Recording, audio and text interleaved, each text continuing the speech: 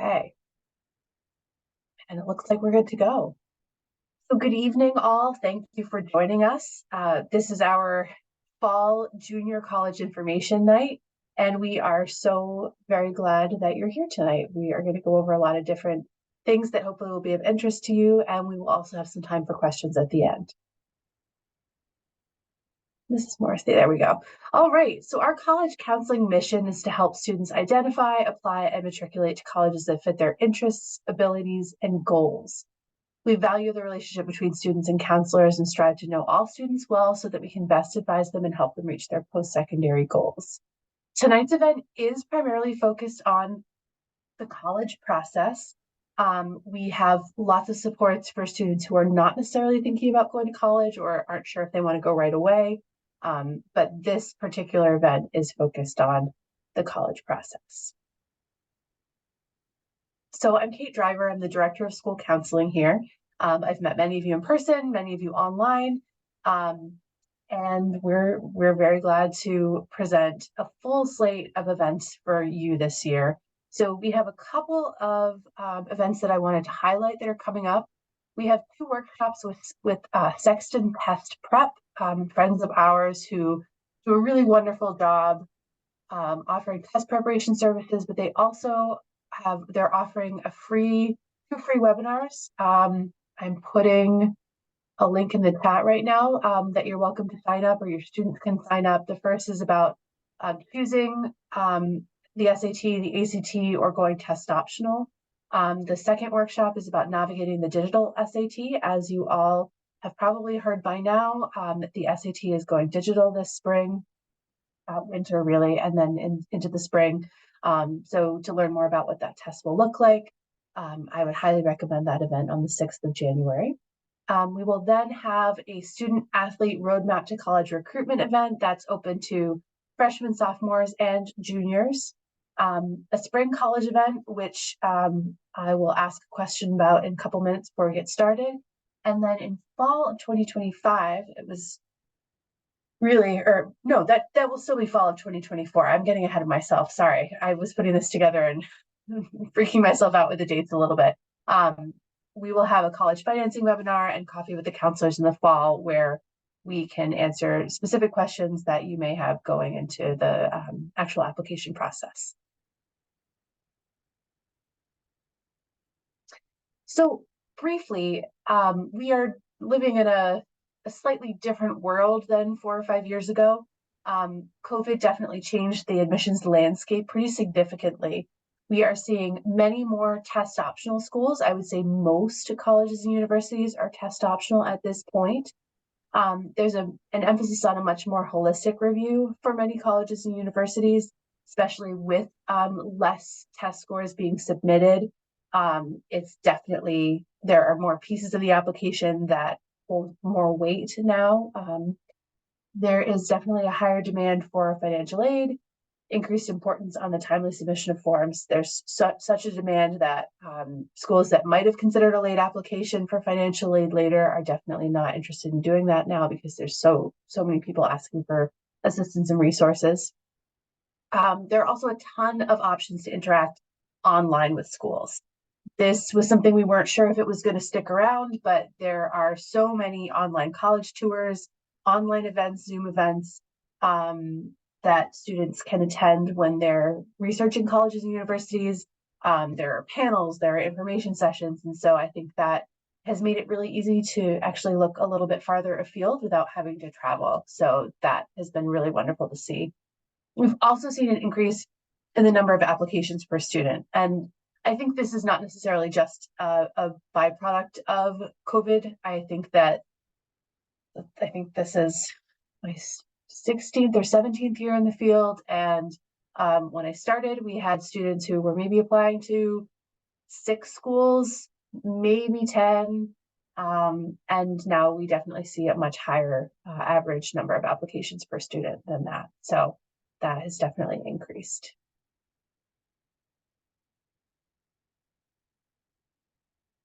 So in general, the timeline that you'll be following is researching this winter and spring of junior year. taking the SAT or the ACT in the winter or spring of junior year, applying in the fall and winter of senior year, and making a final decision typically in April and by May 1st of senior year. So very big picture, and we'll go into a lot of this in a couple of minutes.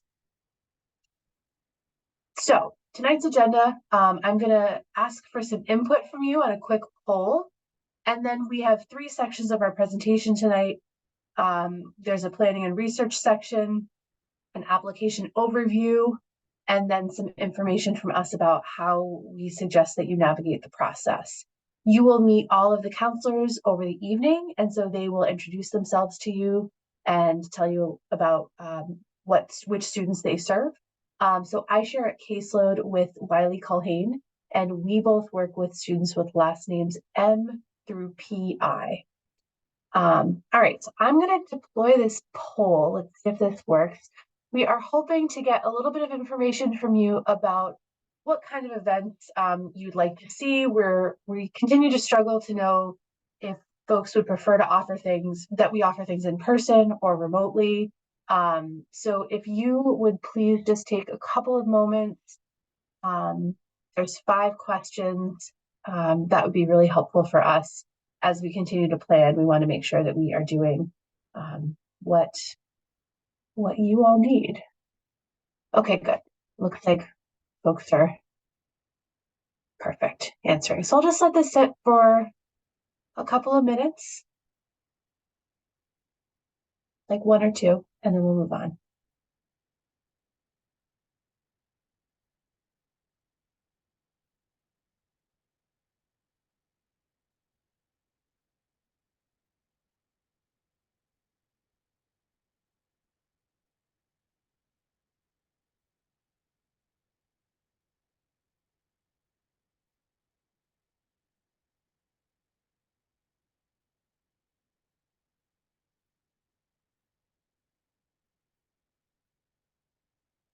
Awesome.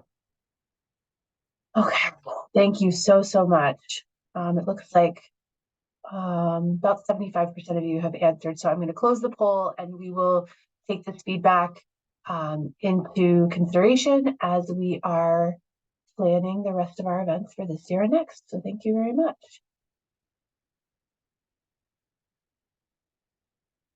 All right, so I am going to hand the presentation over to my colleagues. Thank you so much. Hi, everyone. Thank you for joining us tonight. Today my name is Wiley Culhane. As Ms. Driver indicated, I share a caseload with her, and we work with students whose last name begin with M through PI. This is my 10th year at AMSA. And tonight I'm going to be talking about the planning and research and kind of where to begin. And I'm sure that that's where many of you are right now, is just trying to start thinking about this process, starting to plan, starting to research, and that's what we're going to talk about. So, okay. One thing that I look forward to this year, we're going to be working with your juniors and junior seminar during the spring semester, and we're going to be talking a lot about finding your fit.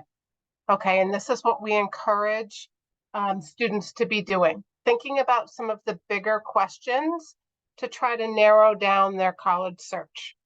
So we ask them to think about what they might want in a school. Location, that's a big one. A large university versus a small college.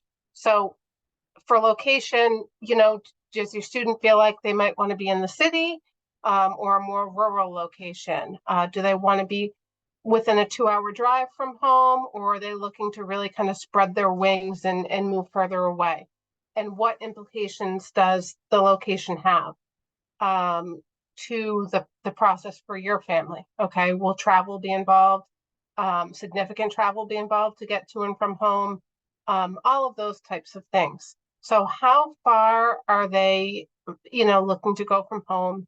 Are they looking for a larger university versus a small college? There are some significant differences there. AMSA is a pretty small community.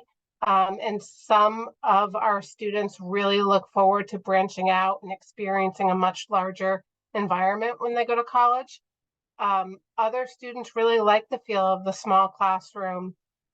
And that goes into kind of the next bullet point, which is, what kind of classes are going to be offered at the institution that your child chooses? Are they going to mostly be in lecture halls with 100 or more other students, or are there going to be some small classes that they're able to experience more like AMSA, where there might be 25, 30 kids in the classroom? So these are all questions that we like to ask students to start thinking about just to get the ball rolling. Another big one might be student organizations. Maybe your student has really enjoyed being part of something at AMSA that they'd like to continue in college. It's really important to them. Obviously, affordability is something that's on everyone's mind. I am also, in addition to being a counselor at AMSA, I'm also the mother of a senior at a different high school. And it's the first time I'm kind of navigating the process as a parent. And I know that we have sat down as a family and talked about affordability together. My husband has made a spreadsheet, and we are keeping track of a lot of information with our senior, and having those conversations about what is affordable to our family, what does that mean for you as a student, and the types of schools that you might be looking at. Okay, so kind of having those really honest conversations and upfront conversations. School is really expensive. College is outrageous right now. A lot of them are very, very expensive. But there can be a huge difference depending on where they're looking, what type of school they're looking at, how much merit aid schools typically give. So there's a lot of different things to take into account, whether you're looking at public schools, private schools, state schools, etc. Academic fit. Obviously, this is something that's really important, and we stress that to students. We encourage students to have, some schools on their list that fit into 3 categories. Of course, we like students to challenge themselves and to apply to a few reach schools, have a good number of target schools, and then some probable schools as well. Okay. And to really take a look at the college's acceptance rates. What type of student are they looking for? What type of grades, GPA, are they looking for? There's a tool on Naviance, which your students all have access to, where they can look at scattergrams, which have some data of previous AMSA students who have been either admitted or denied or waitlisted from different institutions. There's not names attached to that information, but you can see the student's GPA and sometimes some test scores, but that's a little bit skewed now that test scores are optional. So really kind of honing in on that academic fit. These are all these bullet points all help students to build a list that, works well for them. At the end of the day, it's all about having a list of some schools that your student would be happy to attend if they were admitted to, and that work for your family. So that's a lot of this we'll be covering in junior sem. So here's a list of some unwise reasons to add a school to your list. Where your significant other goes, where all of your friends are applying. These 2 sound kind of silly, but it's certainly something that we do see students do from time to time.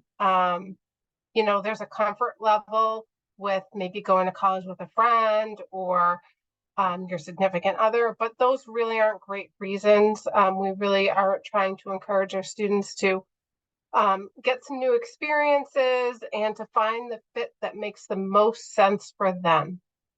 The name of the school, this is something that students can often fall in the trap of.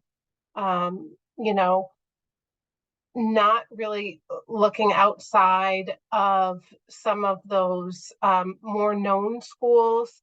I can think of one school in particular that's a local school in Massachusetts where, one year we had, I think, 75 of our seniors apply to this one college.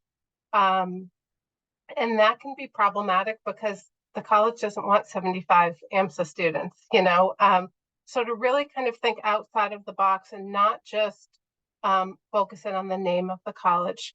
Okay, there are wonderful colleges all over the country that many people have never heard of. So do your research and try not to be swayed by the name of the school and how well known it is. And then also another unwise reason is to choose a school because the acceptance rate is high, unless you're actually interested in going to the school. So a lot of times students, or I shouldn't say a lot of times, but sometimes students will add colleges to their list because, I'll get in there, I can get in there, I meet the criteria, the acceptance rate's pretty high. But each application you add is costly. There's application fees that go with most of these schools.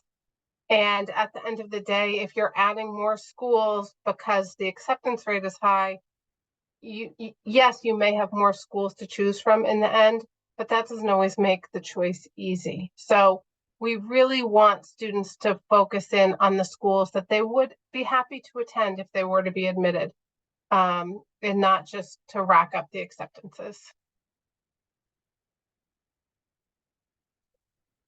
College visits. This is something that we encourage our juniors to start doing when they can. So utilizing some of your breaks from school. You can even have up to four excused absences a year to go visit college campuses. Visiting schools is so important. I can't stress how important it is to get onto a campus, to see it in person, makes a huge impression on students. I've seen it with my own child. Walking around campuses has really been an impactful experience for her in helping her to understand what's most important to her. So we encourage students to visit while college students will be on campus. So, obviously we have a lengthy holiday break coming up. College campuses will be pretty quiet at that time because most students are home with their families over the holidays. So it's still, if it works out for you and you can go visit a campus during that time, it's fine to do. But try to get back when there's more going on campus so that your student can see what daily life looks like for some of the students on campus. Use college websites to schedule tours and information sessions. It's super easy to go online to set up your visits. Most colleges offer a number of opportunities each week to get you onto campus. There's also kind of post-COVID, there's still some great opportunities to tour colleges online. So maybe your child's really interested in a school in Utah, but you can't get out there for a visit, understandably so. Utilize the resources that are online because, over the pandemic, colleges really had to get creative, and some of the programs that they offer online to kind of show you around campus are really impressive. When you get to campus, check in with admissions. If you have the opportunity to meet your admissions counselor, that's great. Other opportunities, if you can sit on a class or go to lunch with students, or even just grab lunch with your family in the dining hall, during a mealtime, and kind of observe what's going on around you. Those are all great opportunities. Revisit schools after acceptances have been received. That is something that, just to make sure that, you still, feel the same way about the campus, you still enjoy it, you still like it. So get back to the college again. check in with campus safety or have a self-guided tour if there isn't an admissions tour that's being offered. And sometimes schools will offer discounts at local hotels, inns, etc. if you are coming to visit. Many of them will also offer an application fee waiver if you visit their campus. So college rep visits at AMSA. So every year we have, especially in the fall, we have college reps that come in and visit our school. And juniors and seniors are welcome to attend these sessions. We have a few, I don't know, maybe up to 5 or 6 each week. They'll come, they'll visit for about 45 minutes. They bring materials, talk to the students, talk about the programs offered at the college. Students can sign up in Naviance. It's, you know, they do miss some class time, so they have to get permission from their teacher. But I can't express what a great opportunity it is for students to come to some of these college visits. It allows them to meet the person who's going to be reviewing their application one day. Okay, so if they can make an impression in a small group, sometimes these are even one-on-one conversations. It's almost like an interview. It's a great opportunity for our students. Usually one of us is there as well, so we can kind of help the process along. It's a really great opportunity for your high school student to meet their college rep. And it's a great opportunity for them to make a positive, lasting impression. Other opportunities, online info sessions. I mentioned that earlier. Post-COVID, those are still going on, and they're great opportunities for our students. Open houses. This is like the bread and butter for the college. They have big open house events where they're, you know, they roll out the red carpet and have all the bells and whistles. And, you know, they're usually bustling events with lots of other students. So it's kind of fun. They have usually will offer some meals and, you know, I know that I've been there where they've had like music groups singing on campus and a bunch of different things. So that's a really fun opportunity for students to go and take a peek at different colleges. Online college fairs, student panels, meet the faculty opportunities, and online tours. These are all options that colleges will advertise and put out there. There's also a number of college fairs that occur throughout the year that will notify your juniors about when the time comes. So now they're having more of those fairs in person again, which is a nice opportunity for students to get out there and meet people from the college campuses and kind of get some information that way.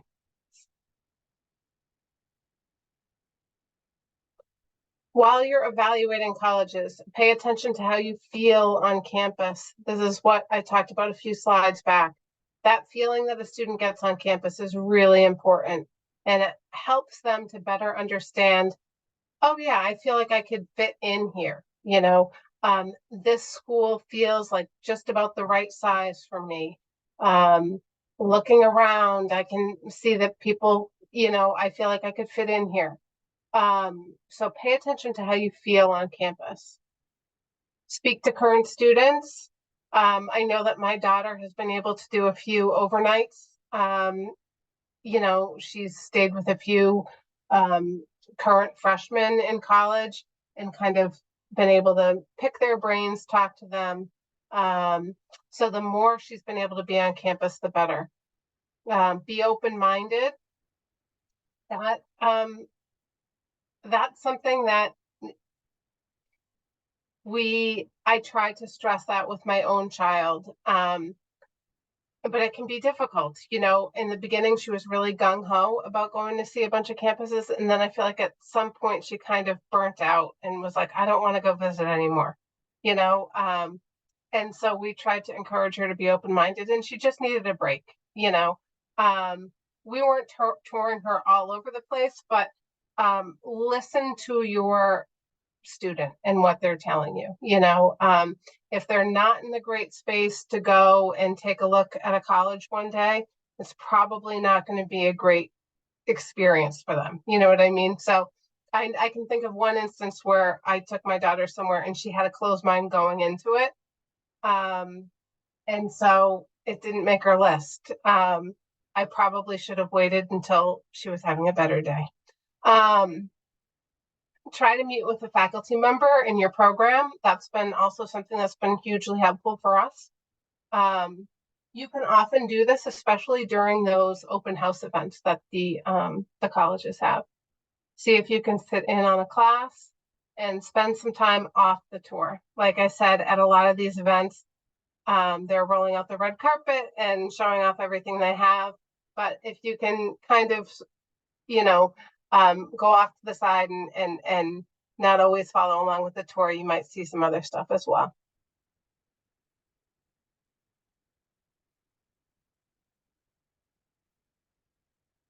Sarah, is this where you're starting?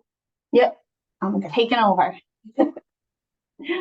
Hi, good evening, everyone. I'm Sarah Morrissey. My caseload is the end of the alphabet, so I have everyone with the last names of PL through Z.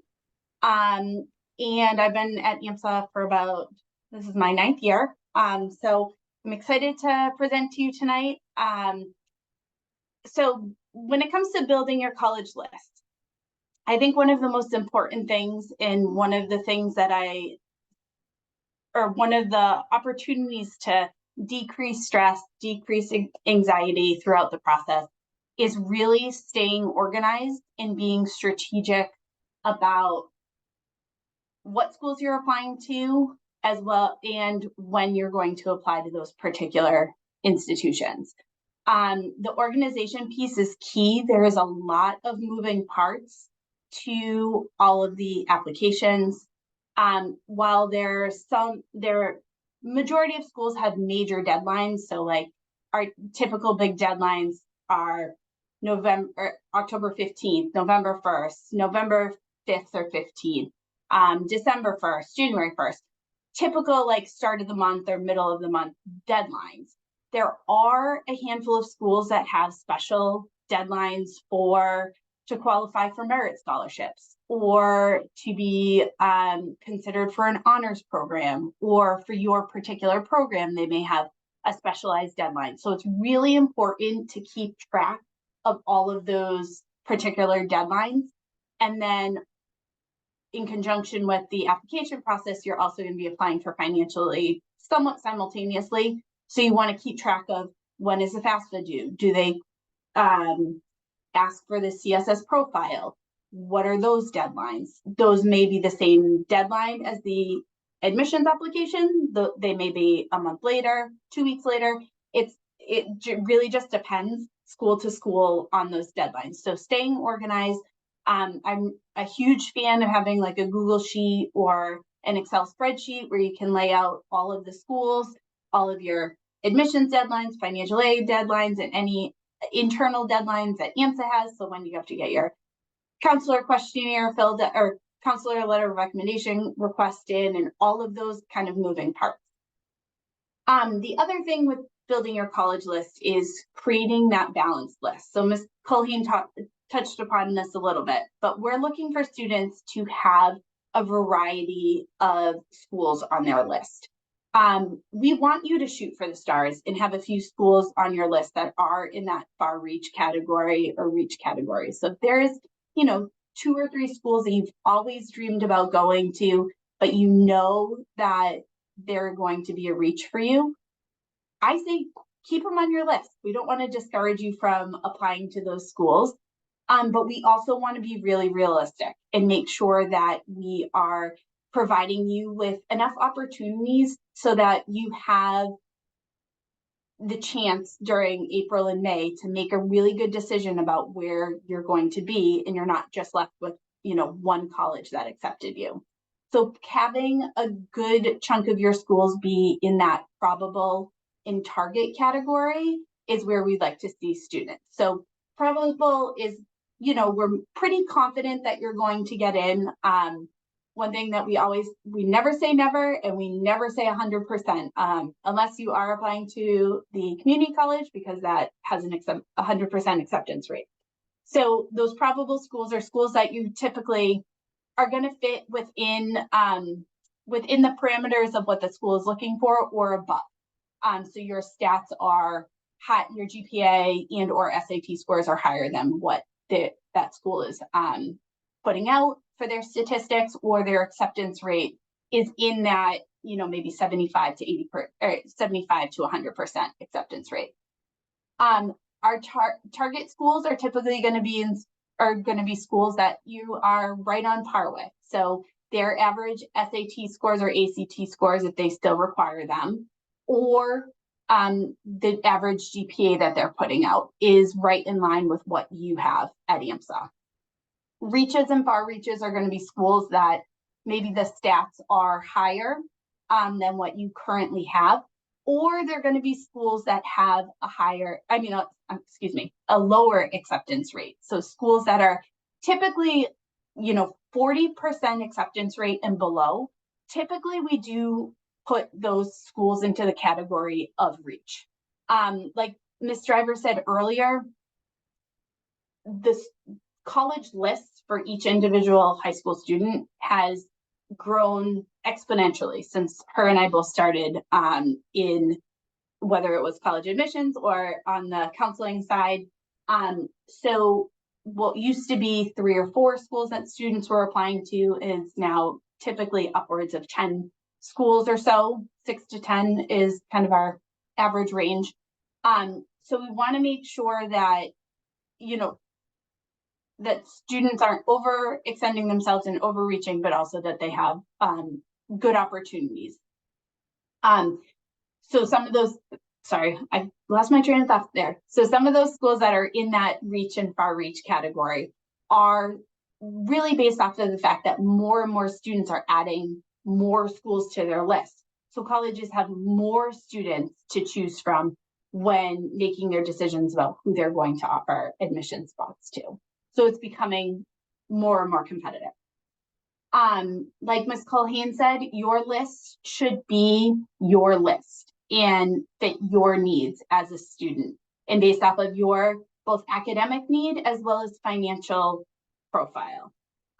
So, if you have a really obscure major that only a handful of colleges offer, then you're probably going to be limited to that group of schools that you're applying to. And that probably is not going to coincide with what where your best friend's applying unless they happen to have the exact same major as you. We really want you to think about where you fit best, because what works for you doesn't necessarily work for another student. So really paying attention to all of those things that Ms. Culhane talked about when you're on campus tours and when you're researching your colleges. The more time you spend really strategically building this list, the better your outcome is going to be and the more happy news that you're going to receive and the more opportunities that you're going to have to decide between once you get to the final stages of the application process or the acceptance process. Okay. So some of the data that you should be using as you're building your list. One is your GPA. Everybody should be able to view their GPAs currently in Naviance. There is both a weighted GPA as well as an unweighted or a simple GPA. So the weighted GPA takes into consideration any honors, AP, or advanced classes, as in not advanced classes. Advanced and honors have the same weight.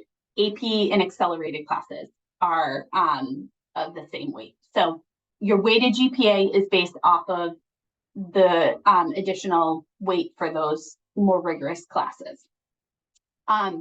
You want to look at the selectivity of the individual programs. So at some schools, a business, they may have the same criteria for all programs. So you apply to XYZ college, they're looking for an average GPA of a 3.8. You fall within that range.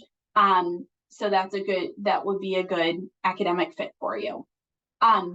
However, some schools, for instance, like the University of or UMass Amherst, they have their general admissions, so they have their typical average GPA.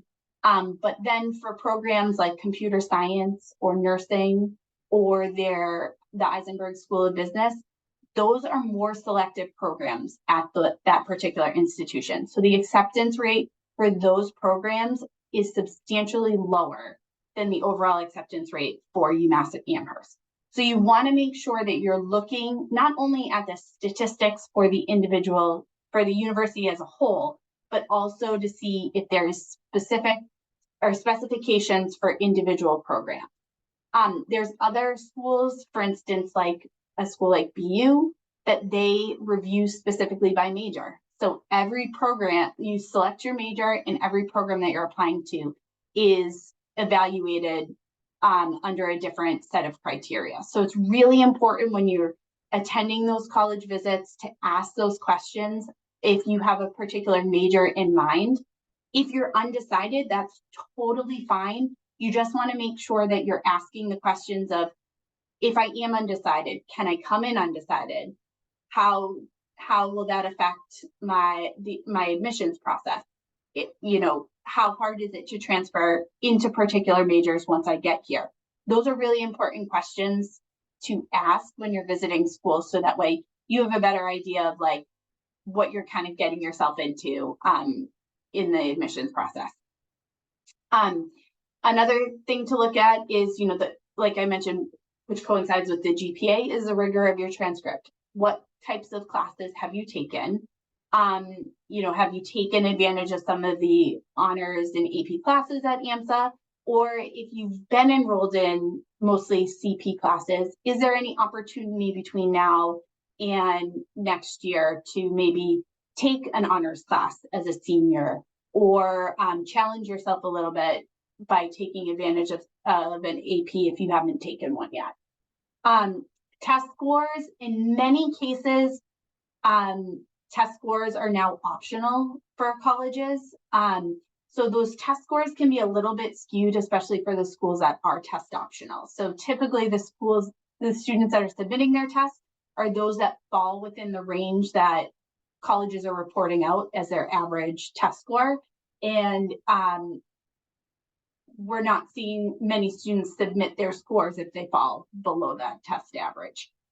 So that, again, is kind of skewing the test scores, and those test scores are going up in terms of what colleges are reporting out, just based off of the fact that not as many students are submitting, or if they are submitting, it's just because they fall within the range that the college says that they're looking for. In terms of the acceptance rate, you want to really take a look at this as part of your application process. We really do think that any school that falls with it has a 40% acceptance rate, it is a reach for everyone, no matter kind of where you are in the class at AMSA. Those schools are super competitive.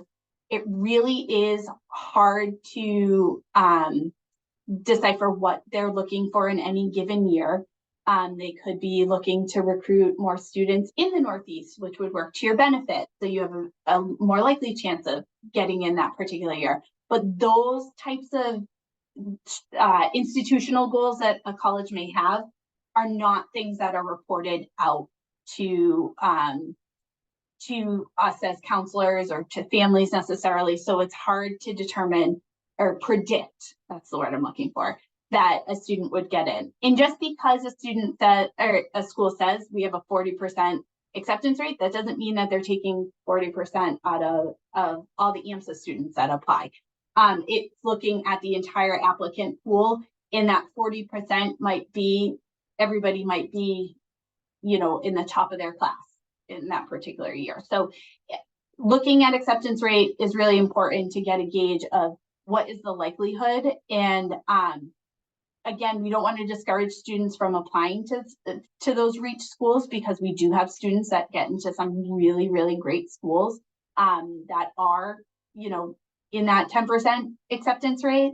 But we want to make sure that students have a really good, well-rounded list that gives them as many opportunities as possible.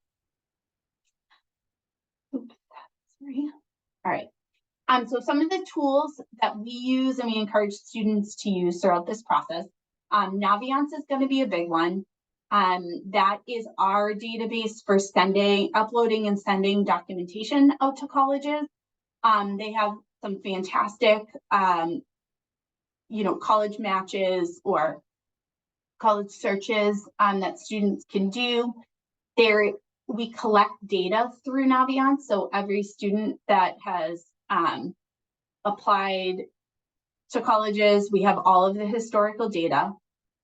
Students see on the scattergrams 3 years worth of data, so they can see really current data of the last 3 years of whether students were accepted, waitlisted, or denied. You can also see on that if they applied early action versus regular decision or early decision. It does not give names, but it does give the GPA as well as SAT scores if they were provided.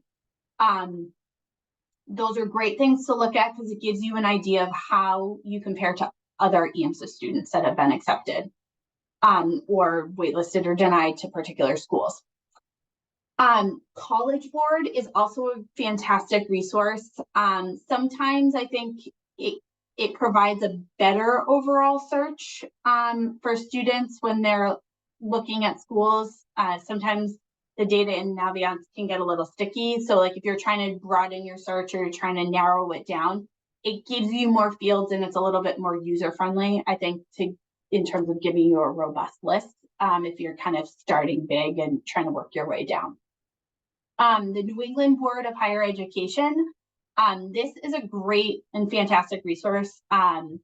It's the tuition breaks for Mass residents. So if there is a school in New England that offers a particular major that you're looking for that a Massachusetts university does not offer, then you can attend that. Say it was a school in Maine, you could attend that particular school in Maine and you would pay in-state tuition, or you would pay state tuition versus paying out-of-state tuition. For Massachusetts residents, there's not a ton of opportunities for this because we have such a robust system and we have so many majors and programs that are offered. But we have had students in the past that have been able to take advantage of some very selective or particular programs that Massachusetts didn't have been to offer. So I do know of 2 students in the past that went to UConn because they had a very particular specific major that they were able to say Massachusetts doesn't offer that. So they went to UConn and paid in-state tuition rather than paying the out-of-state tuition. The other thing tool that we encourage families to look at is the net price calculator. All colleges are required to have a net price calculator on their financial aid webpage. What you would do as a family is you would put in your students' GPA, SAT scores. You could put in it's not called the expected family contribution anymore. What's it called? Lindsay? Student aid index now. Student aid index. So you put in that number, and essentially what it does is it gives you an idea of if you were to apply to that college, what approximately you would be paying for your tuition. So it does factor in, would the school potentially give you any type of merit aid or financial aid and all of that. So it gives you an idea of how much it's going to cost to attend that particular school. These are really, really helpful, especially if you are looking at the bigger picture and you're taking into consideration how much it's going to cost to attend a particular institution. For those students that really look closely at potentially doing early decision to a school, which is that binding decision saying like, if you accept me, I will come. These net price calculators are really helpful in determining how much it's going to cost to attend that particular school. All right.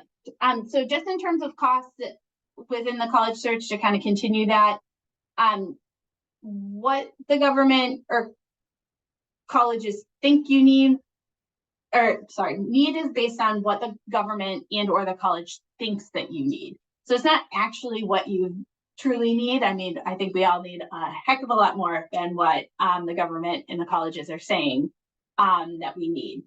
But things that are factored in to your financial aid package is need-based aid. So that is what is going to come through from the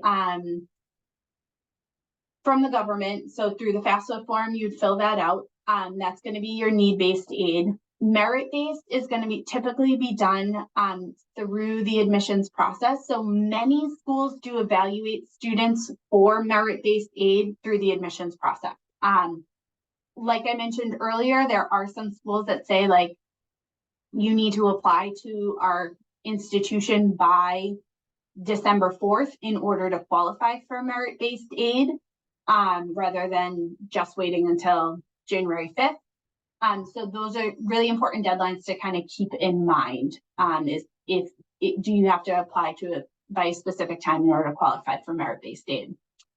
Any type of merit-based aid is not money that you have to pay back. Need-based aid would be money that you eventually will have to pay back or will pay upfront. Other things to kind of take into consideration is, are you looking at private schools? Are you looking at public schools? Is it a combination of both? Just because typically on paper, a public school looks cheaper, doesn't necessarily mean that that's going to be the case all the time. Private schools typically offer higher merit scholarship packages and opportunities for students.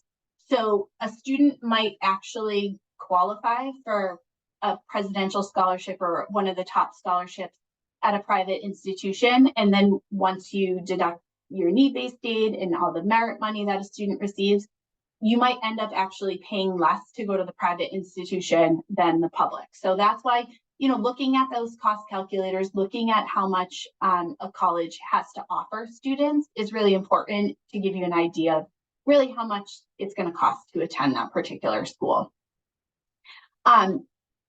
Looking at those kind of numbers now and kind of doing an approximation of like what your need might look like is really, really helpful.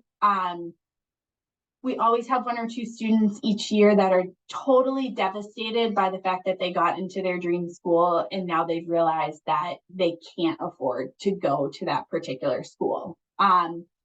So it's really, really important to be having those conversations with your student of what you can afford year to year. What have you put away in savings or not put away in savings? And how much is a student going to be responsible for paying on their end versus you? Really having those clear conversations so that the student isn't setting themselves up to be disappointed and they can kind of go into the start of next year with a list that they're excited about that's going to meet both their financial need as well as their academic need. Just some additional things to consider.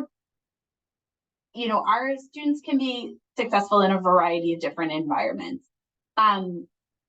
Success to us is not determined by, you know, this prestige of the school that you go to or the fantastic, you know, the particular program or major that a student was accepted in.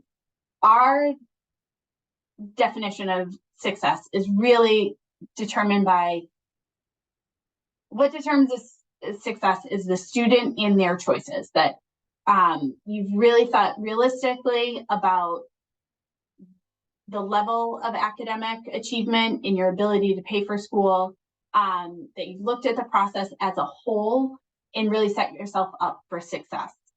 We want students to love the schools that they're going to. We want them to be excited about the process and we want them to be excited to make decisions. We don't want schools on students' lists that they're just on there because they feel like they might get in, or it's an okay alternative. I tell students all of the time, if you don't love the schools that are your safeties and targets, then let's nix those off your list and let's get some safeties and targets on there that are schools that you truly love.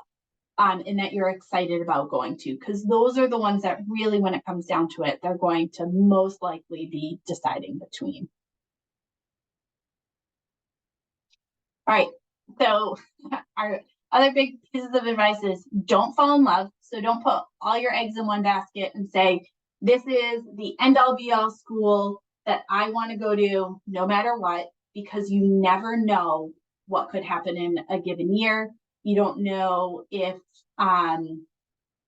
something might happen. You might say, oh yeah, we can afford that. And then something happens where a parent loses a job and then all of a sudden you can no longer afford to go to that particular school.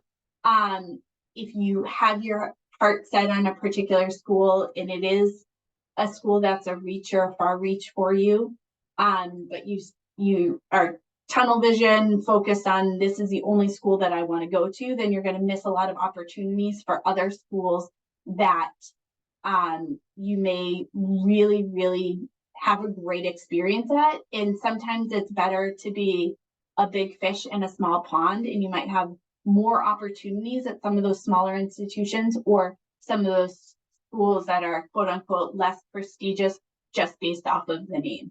There are some amazing, amazing schools in Massachusetts and New England alone, never mind all over the world, that are fantastic fits for students in a variety of different ways.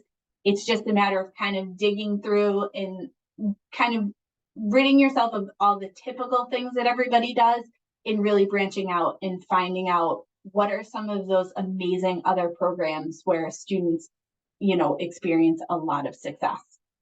And then, like I said before, finding those probable schools that you actually like and you really do love, because those are going to be great opportunities. Those are going to be schools that are probably going to provide you with more merit aid.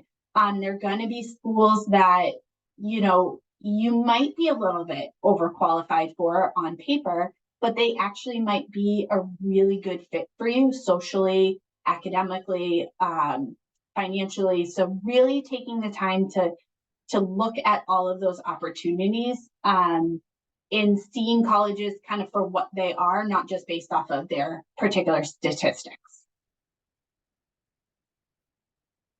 All right, and now I believe I'm turning it over to Mr. Dugan. Good evening, everybody. It's good to be here. This is my, I think, 4th year now at AMSA. I work with students at the beginning of the alphabet, so last names A through E. And we'll kind of go over the, the overview really of the application, kind of the meat of the application, if you will. So, what's in an application, the different pieces of an application. Obviously you have the application form itself. So typically that is either Common App. A lot of schools nowadays, both Massachusetts and kind of nationwide, use Common App, or directly to the institution. So directly to the institution could be some private schools. It might be, some of the international schools as well. Like I think this year we have a lot of seniors that were looking at a lot of the UK schools. So that's a separate program in and of itself too as well. But typically those two forms are going to be Common App or directly to the institution.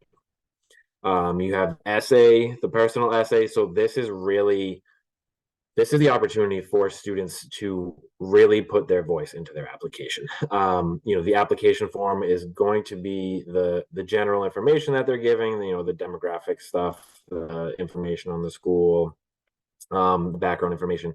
You get the letters of recommendation, all that transcript that I'll get into in a little bit. The essay is really I think a super, super important part that colleges, it's that biggest piece that students are able to kind of showcase their personality and their voice. So, we'll probably emphasize that a lot. One of the bigger things I think Ms. Gohane said, we'll do a junior seminar, and even in a senior seminar, I think one of the biggest things that we'll kind of discuss and go over with students is that essay. Similarly to the personal essay is the supplemental questions. So some colleges will have, additional questions that they ask students. these might be some examples might be like, why do you want to attend, our university? Or, if you've been a part of a group or community, can you explain why being part of that community, or how being a part of that community will add to our campus, community. So again, it's another opportunity for them to showcase their voice or give kind of a different, or I should say, add again to their personality and add to tell the school how they are going to make an impact, or what specifically. I say that to my students a lot. The more specific you can be, the better. Like, what specifically about that school stands out to them? Not just like, oh yeah, I read on your website that you have this. Like, if you went for a college visit, is there a specific, and they like business, is there something in the business program that really stuck out to them, or an opportunity that stuck out to them? Letters of recommendation. So the counselors write letters of recommendation for all of the seniors, and we also, most schools will require or request that students send teacher letters of recommendation. I'll get into that a little bit more in one of the next slides, but we typically recommend 2 teacher recommendation letters. And I'll give a little bit more information kind of on like the types of teachers, kind of maybe how to look for those in a little bit. Your transcript and the AMSA profile. So, obviously the overall kind of classes and grades that a student has taken, in addition to just background information that, classes and courses that the school offers, statistics on the school, just so that the colleges have some background information and updates on the school as well. Test scores. So these are SAT and ACT scores. A lot of those scores will be, or a lot of schools rather, are test optional now. I'll get into that a little bit more later as well. But we would, you have to send that, not just recommend, but you have to send those directly from the testing institution, unless the schools will accept, accept the student to self-report. And I'll get into that more of that later. A couple other things. These are more, not necessarily always for schools, but some of them you will see interviews and portfolios. So if you're going, like I'm working with a senior right now, or a couple of seniors that are looking into architecture. So I know most schools for architecture, you need to have kind of a portfolio, or similarly for art as well. A lot of, if you're going into art, you kind of need a portfolio for that specific program. And some schools, maybe the more competitive schools, will ask or require a student to have an interview, or they might even just reach out and say like, hey, we really liked your application. We'd like to get a little bit more information and offer an interview. If for students, like if you're offered an interview, we would strongly recommend you kind of take that opportunity, because there's a reason the school is asking you that. And again, kind of like I said with the essay, it gives you another opportunity to get your voice out there, get your personality out there, and put a name to the face, or a face to the name rather, for the school as well.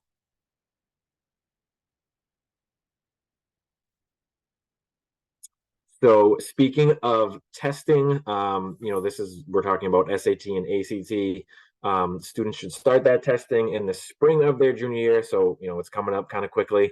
The dates are, right on College Board website. If you look at the College Board and SAT test dates, it's pretty easily accessible. If students have questions, or parents, you guys have questions, then you can always reach out to your student's counselor, and we can help you kind of, navigate the site and kind of tell you where to look and how to find those. In terms of like which one to take, that's really kind of a personal preference. Again, the students can talk to their counselors, or parents can reach out to their student's counselor, and we can give you resources on kind of, what kind of,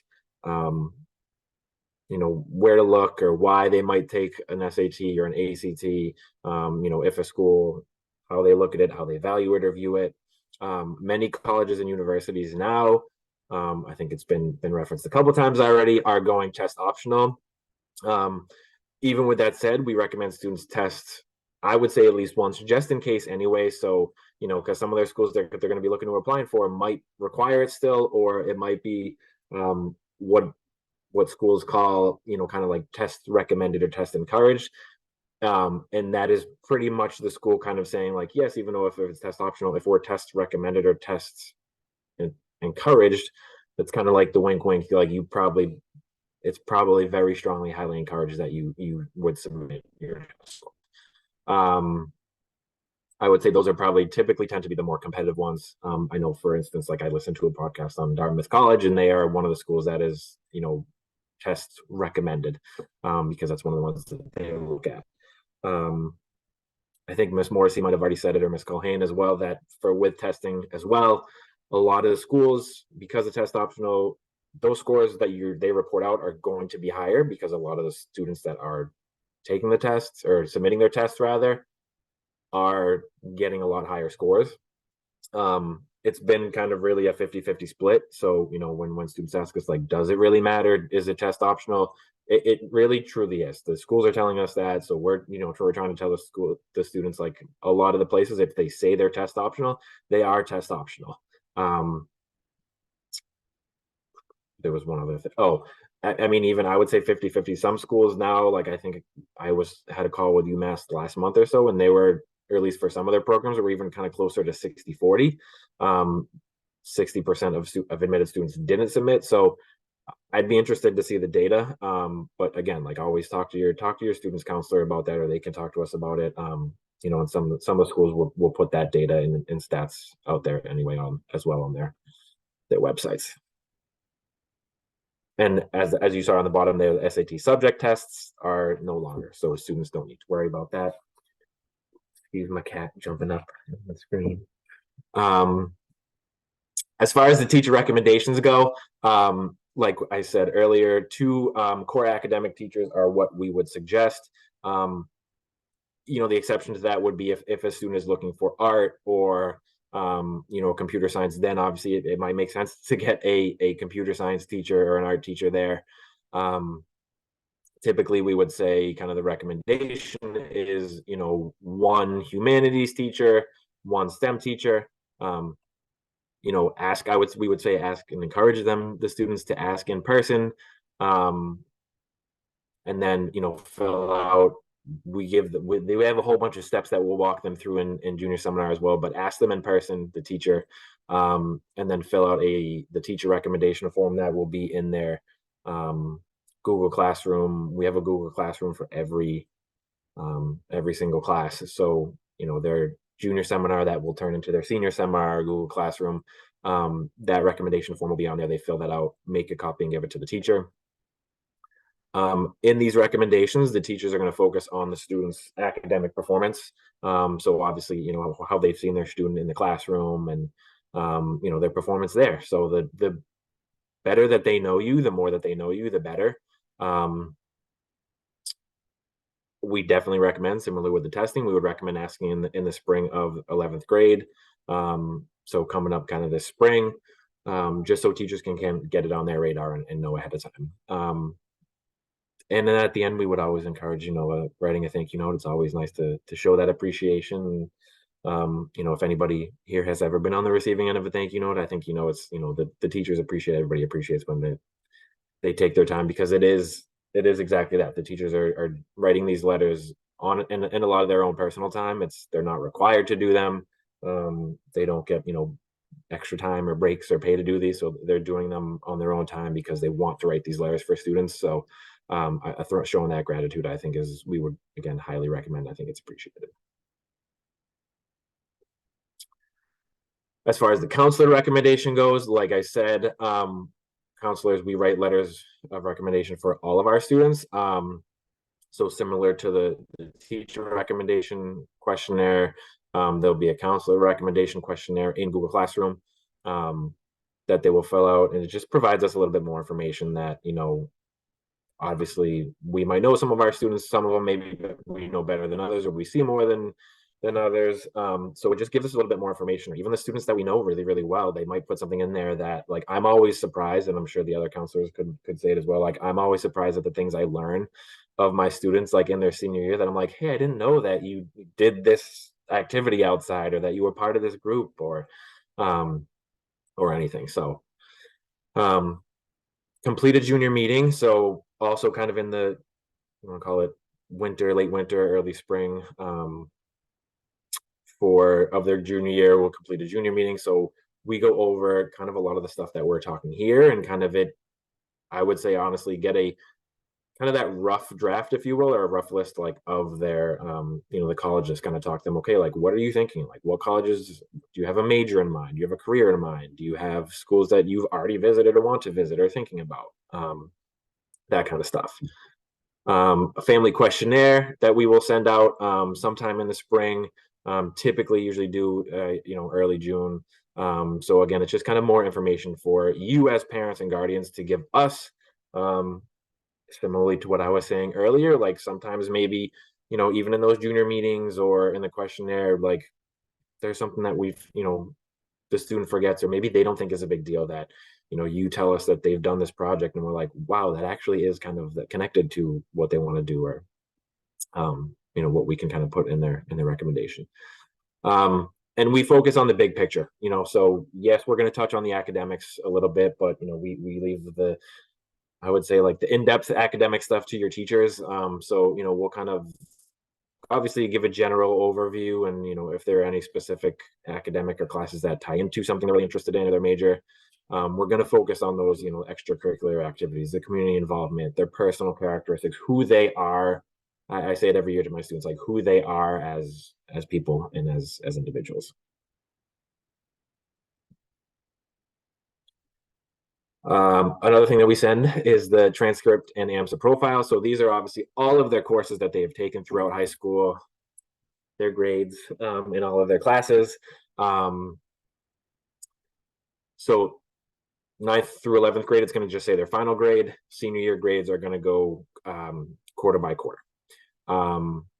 We send a initial transcript, a mid-year transcript, and a final transcript. That final one would just go to whatever school they end up deciding to go to. Those first two would go to schools that, any school that they apply to. I think this was mentioned earlier that our GPA is on a 5.0 scale, because that takes into effect, honors levels courses, AP, advanced, accelerated courses. With that said, we get a bunch of questions on GPAs. Colleges often recalculate based on their own kind of specifications anyway. So, we report GPA and they're going to get that, but, based off of how schools view a certain class or an AP class, or how they kind of weight it and take it into consideration, they're going to recalculate the GPA likely anyway. The school profile is on the website if you ever want to take a look at it and find it there. And I think Ms. Driver also just threw it in the chat.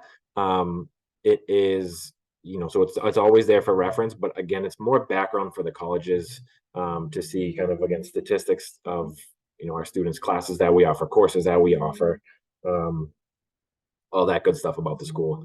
Another class question that we often get on GPA is, no, we do not rank. So yes, you have a GPA, the students have a GPA, we do not rank.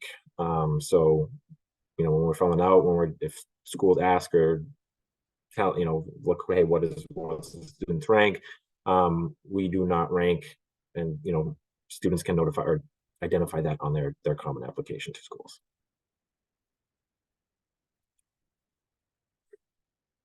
Application types, there are multiple. There is early decision, I believe was also mentioned earlier on. This is the binding one, so this would be the one that, I would say definitely do your homework on. I would talk to my students. You might get 4 different answers from all of us if you asked about, early decision. Personally, myself, I am not a huge promoter of it. I tell my students that they can, and it's an option, but definitely to do their homework on it. Use the net price calculator for sure to see if it's possible, because you are telling the school by applying that way, if I'm accepted, I will come to your school. So making sure it is financially possible and feasible. So yeah, that's one of those options, but I think knowing the repercussions of it, for lack of a better word. Restrictive early action. This one is not binding, but it's limited. So, you're applying earlier, the student is applying earlier, and the school usually has a policy that maybe, you can't apply to, you're often just applying restrictive early action to one or a very few amount of schools. Some of the Ivies have this, Stanford and Notre Dame have it. I know Notre Dame, I believe, does allow you, I think I was looking today, to apply to other schools early, not early decision, but early action. Stanford, you can't apply. I think you can't apply to any other private school early action, but you can to a public school. So again, just things to keep in mind depending on the school you're looking. Early action, you're applying earlier, so like that October 15th, November 1st, November 15th deadline that Mrs. Morrissey was referencing earlier.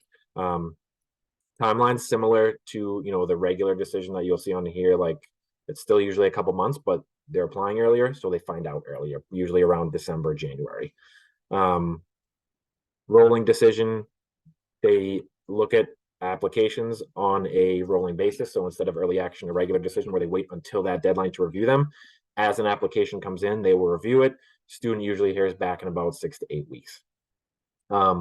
Regular decision, I kind of already mentioned, it's you know, similar to early action, just on the regular decision rather than earlier. So these deadlines are typically January, February, you know, and you hear usually around March, April. And a priority deadline can be anywhere, you know, usually think like December 1st, or a lot of the ones that come to mind. These are often connected to merit money, and sometimes, again, the selected majors, as you see here, with like nursing or maybe business or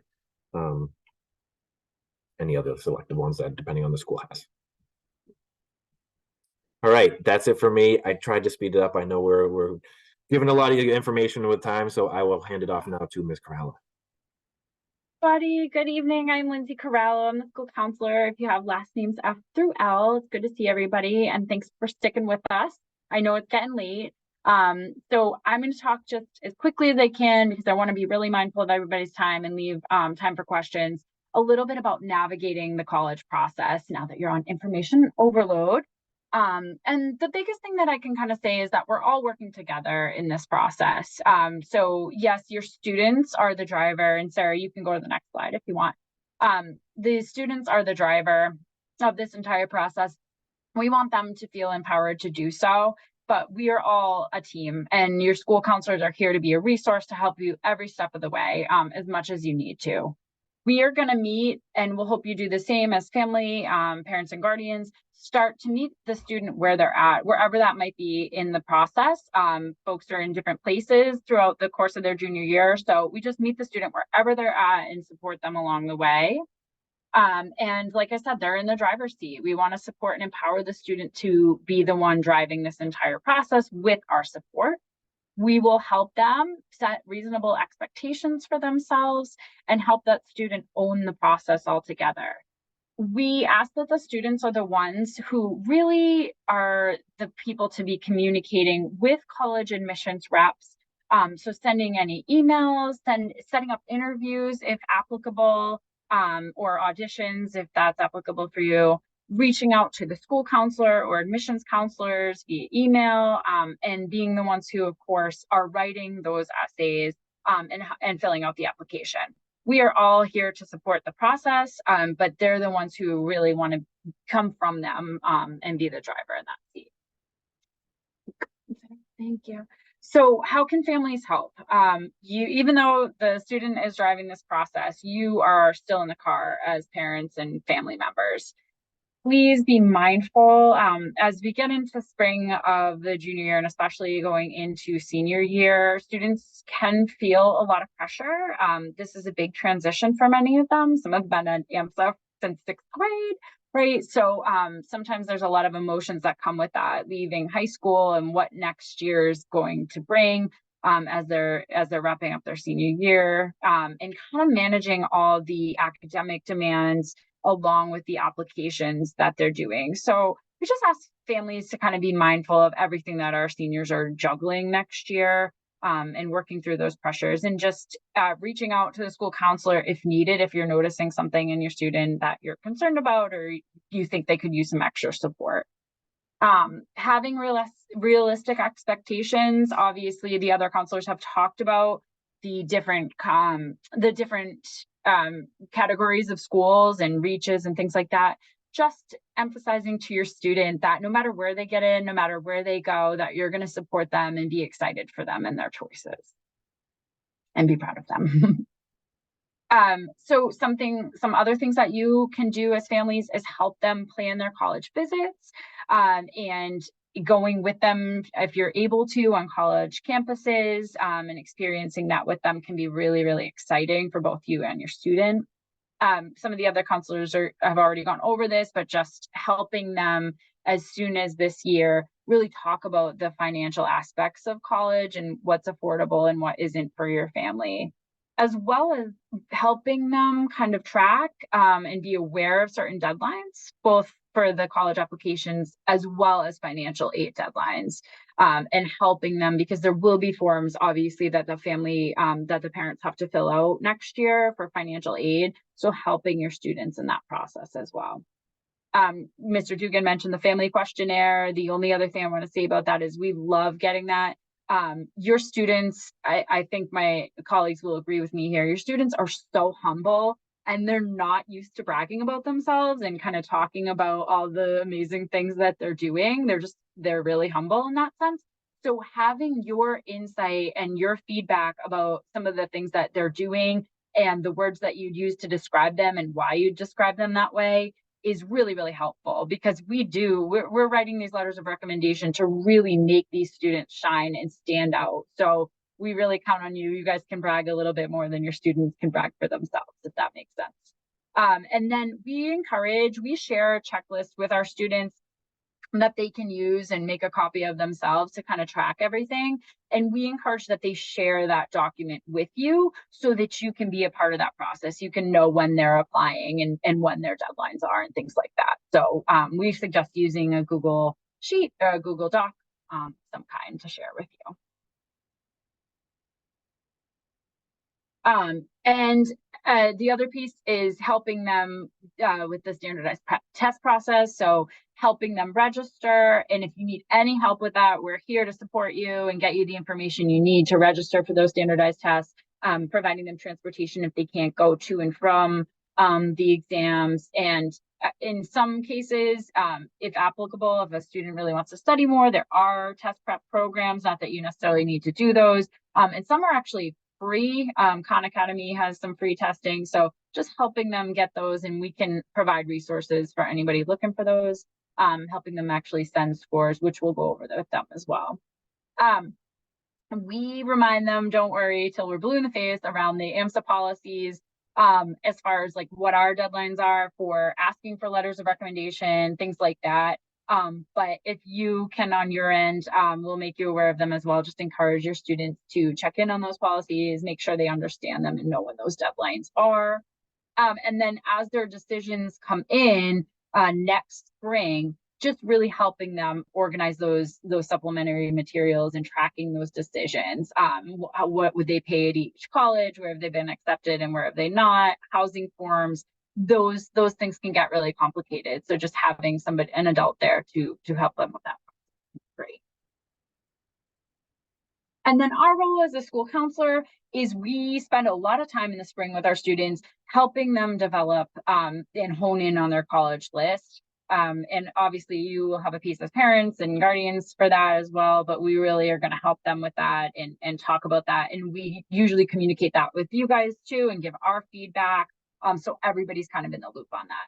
We will help facilitate that application process and give them all of that information in the junior and senior seminar syllabus when we're talking in there. We're just a resource for them. We're a free resource for both you and your students. Please don't ever hesitate to reach out. That is what we are here for. So please make use of us as much as you need to. We'll write that counselor letter of recommendation. We will be the ones to send all the materials to the colleges, including the letters of recommendation, transcripts, things like that. And then we do have a junior and senior seminar. So we will meet junior year. We haven't completely solidified the schedule, but about one time every 8-day rotation, and then 1 to 2 times every 8-day rotation in our senior year as well for the first few months. So we're going to be seeing your students a lot more regularly starting in January, February of this year. And we will be in contact with more information about that as well.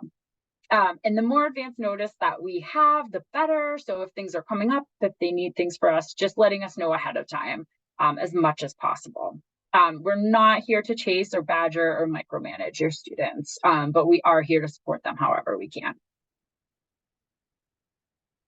And then, so these are just an overview of our junior seminar topics that we'll be going over. I put other relevant topics as they arise because things do always come up and we'll meet the students' needs as they arise. But we will talk about, make sure every student can get on Naviance, understands how to use the platform. It can be a great tool and we'll make sure they know where to access everything. We'll introduce them to that junior questionnaire and resume. That's something that we do require all of our juniors to do because it's really important for us to help write that letter of recommendation. And then go over SAT testing, what makes sense for them, letters of recommendation, the process for it, looking at finding your fit for college and college searches, and then going over some career assessments and interest inventories as well for students interested in exploring different careers and seeing what's out there. And then of course that college search in Naviance and in College Board. And then we'll also do essays. We'll provide examples. Sorry, I should have brought water down with me. We'll go over what the prompts are in Common App and then the do's and don'ts of essays. And oftentimes in your students' English class, they'll also be doing some components of the essay next spring, summer. So a combination of us and the English teachers will be working with your student on the college essay. And then for senior seminar, we'll make sure again that you know how to navigate Naviance, you know how to do all the things that you'll need to do as a senior. We'll go over the components of the application so everyone knows who's responsible for what. We'll help your students if they haven't already created a Common App account. We're going to go over that and help them actually create one and then link the Naviance and Common App account. That helps us so that we can send all the materials to the colleges. We go over how and when and to send SAT scores if you end up sending them an ACT. We have a financial aid overview. So we do one with the students, and then we provide some resources, if especially through MIFA, if parents also need more information about the financial aid process. We do a lot with scholarships, and we definitely provide time for the students to actually work with us in that senior seminar, to work on their applications, and get feedback from the counselors in real time and just have that time to be able to work. And we just continue to remind your students about all the deadlines and all the important information that we need to know. We just really find, whether it's through Google Classroom, verbally, through email, all the ways to make sure that they know they're getting the information that they need. So this year we often get asked, like, what can I be doing right now to prepare myself? So some of the biggest things, I mean, I really think the biggest thing is that they're just focusing on school, that they're doing the best they can in their junior year. It's a big year when sending their transcripts, right? Because it's the close to senior year. So making sure that they're really focused on school and getting strong grades and working hard. That's kind of the biggest advice that we can give at the top of the list.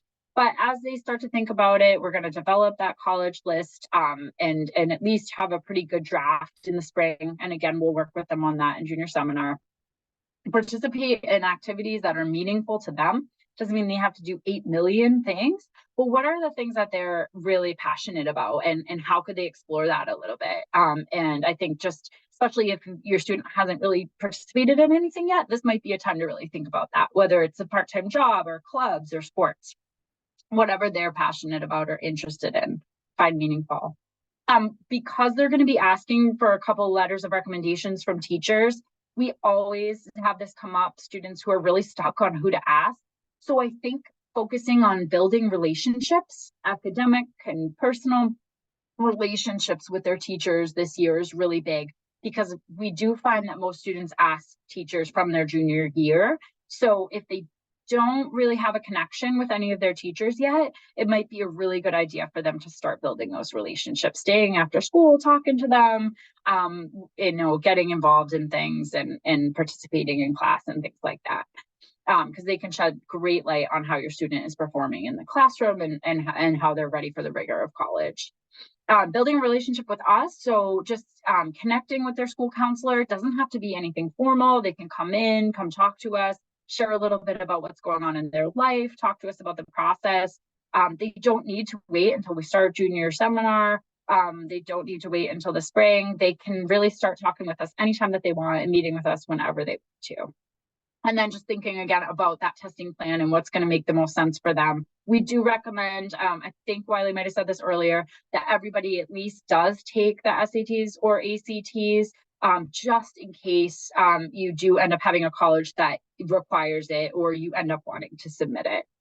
Doesn't mean you have to, but we do recommend that you try to take it at least once. And then when it comes to and just at least tracking what they've been involved in so that when they go to create a resume, they'll have an idea of the things that they've been involved in.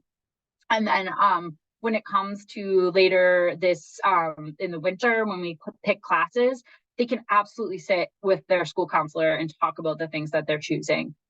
Especially if they have questions about it, we really encourage them to sit with us and work with us on their class choices, especially if they have questions about it. Okay, I did that as fast as I could. I hope that was good. This is all of our contact information if you need it. You can also access it on the website.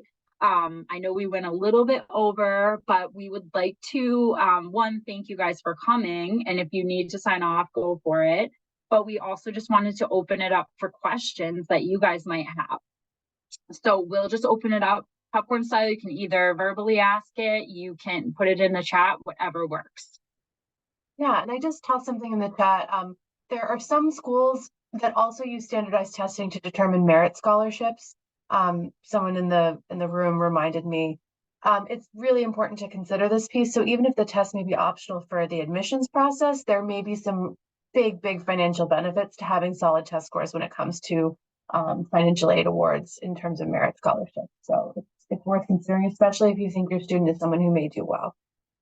All right, and we'll hang out for other questions.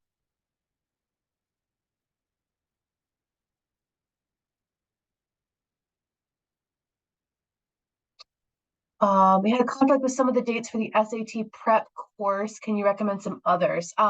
So we, I would recommend that maybe you attend the session next week with Sexton Test Prep. I put that link in at the beginning of the presentation, and I'll find it and toss it in again. They're doing a free presentation for us. They've done this a couple of years. They're a group that we really like. They're a small company that's local, and they research really deeply about how to do well on standardized testing. And so if the AMSA course didn't work for you, it's certainly something to consider, or at least go to that free webinar. There's no sales pitch, but just get a feel for that group and see if you like them. The Khan Academy test prep resources are all free. The students can connect their PSAT scores and their College Board accounts to the Khan Academy site and actually get some personalized recommendations about where to start. So that's a great free resource if students are willing to commit to doing some online prep. And then there are some other options that we can certainly talk about, but feel free to email your student's counselor, and we're happy to send along some other ideas, other things that we've heard positive things about over the years. This is the link if you want to sign up for either of the Sexton Test Prep webinars. We had a question about is the SAT offered at AMSA? And we are not a test site, but there are many local sites. And it is something that students register for on their own through the College Board. All of our students have a College Board account, whether they know it or not, because they've taken the PSAT. And you can register for a test date in a place that works for you. And there are lots of test dates coming up. They are all in the junior packet that we will be sending out with the recording, a copy of the slides, and some other links that you might appreciate from tonight so that you can take a look. But the next really big testing date, I think, is I want to say the first Saturday in March, but it's early in March. I always like to just add a plug there for SATs if I could. If you think you might have a need financially for SATs or ACTs too, there are fee waivers. So you can speak with or email your student's school counselor privately, and we have some of those available if you meet certain criteria. So please just don't hesitate to do that. We can have that conversation confidentially.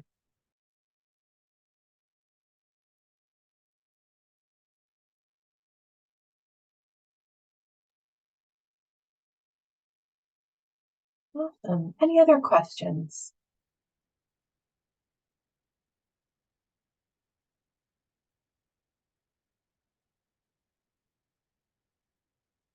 Oh, thank you. Thanks so much for coming. And we really, I think whoever said, like, we are a team, we work together, and we're really excited to continue to support your students' journey. It's really been wonderful to get to know them over the last couple of years. And feel free to reach out to us if you have any questions.